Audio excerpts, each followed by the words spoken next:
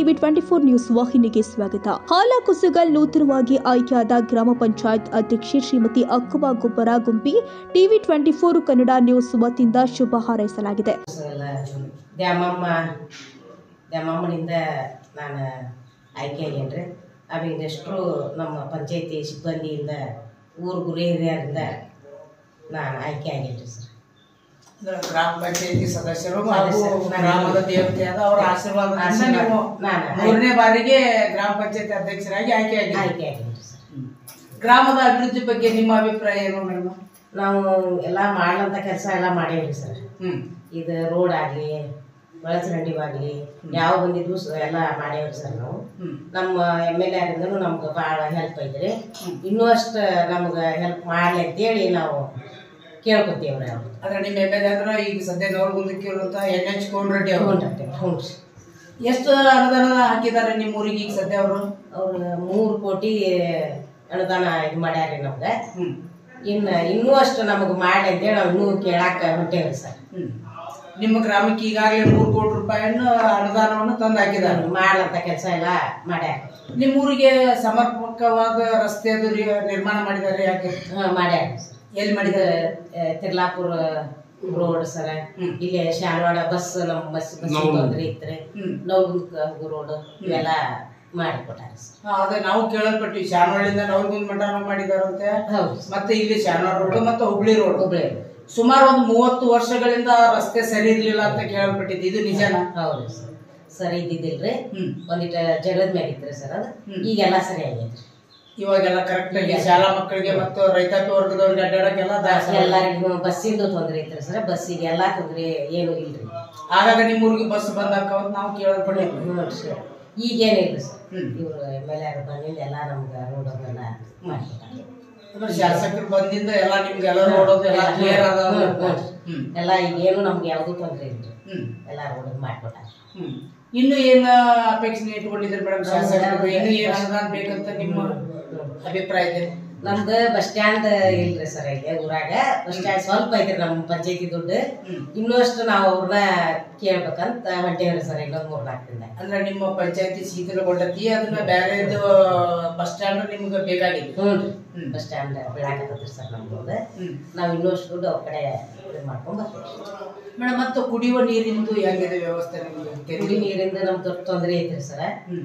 ಆಲೆಟ್ ನಮ್ಗೆ ಅವ್ರ MLA ಹಚ್ಚೆ ನಾವು ಒಂದಿಟ್ಟು ದುಡ್ಡು ಹಾಕಿಸ್ಕೊಂಡು ಇದನ್ನ ಮಾಡಿ ಸಿಮೆಂಟ್ ಮಾಡಿಕೊಟ್ರೆ ಸಾಕು. ನಮ್ಗೇನಿಗೆ ಸದ್ಯ ಅಷ್ಟ ನಡೆದ್ರು ನಮ್ಗೆ ನೀರು ಸ್ವಚ್ಛ ಬರ್ತದ್ರಿ.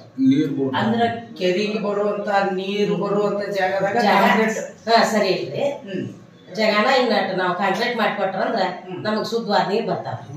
ಆಗ ಸದಸ್ಯರಾಗಿದ್ರು 1-1.5 ಕಿಲೋಮೀಟರ್ ಮಟ್ಟ CC ಮಾಡಿದ್ರೆ ನೀರು ಒಳ್ಳೆ ನೀರು ಒಳ್ಳೆ ನೀರು ಬರ್ತಾವ ಸರ್. 1.5 ಕಿಲೋಮೀಟರ್ ನಮ್ಗೆ ಮಾಡಿಕೊಟ್ರೆ ಅವ್ರ ಸರ್ನ ಹೋಗಿ ಕೇಳ್ಕೊತೇವ್ರಿ. ನಾವು ಹೋಗಿ ಕೇಳ್ಕೊತೀವಿ.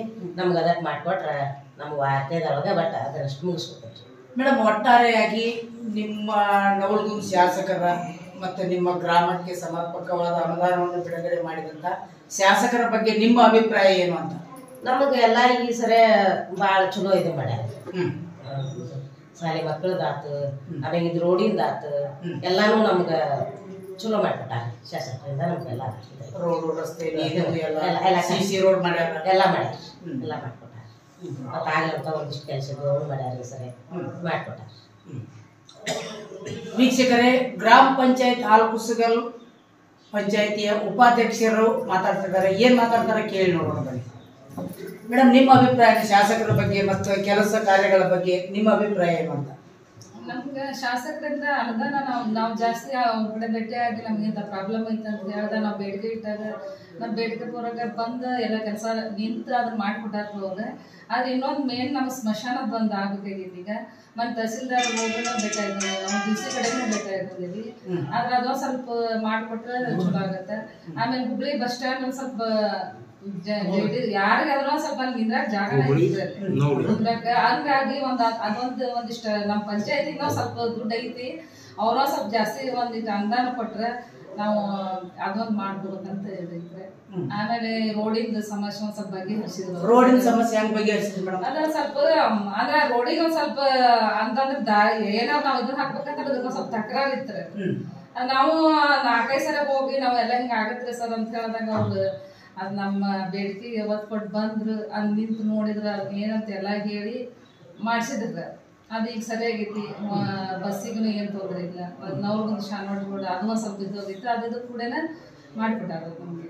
ಇವಾಗ ಅಂದ್ರೆ ನಿಮ್ ಗ್ರಾಮಕ್ಕೆ ಎಲ್ಲಾ ರೀತಿಯಿಂದನೂ ರೋಡು ಸರಿಯಾಗೈತಿ. ಮತ್ ನಿಮ್ ಗ್ರಾಮದಲ್ಲಿ ಸುಮಾರು ಸಿಸಿ ರಸ್ತೆನೂ ಮಾಡಿದಾರ.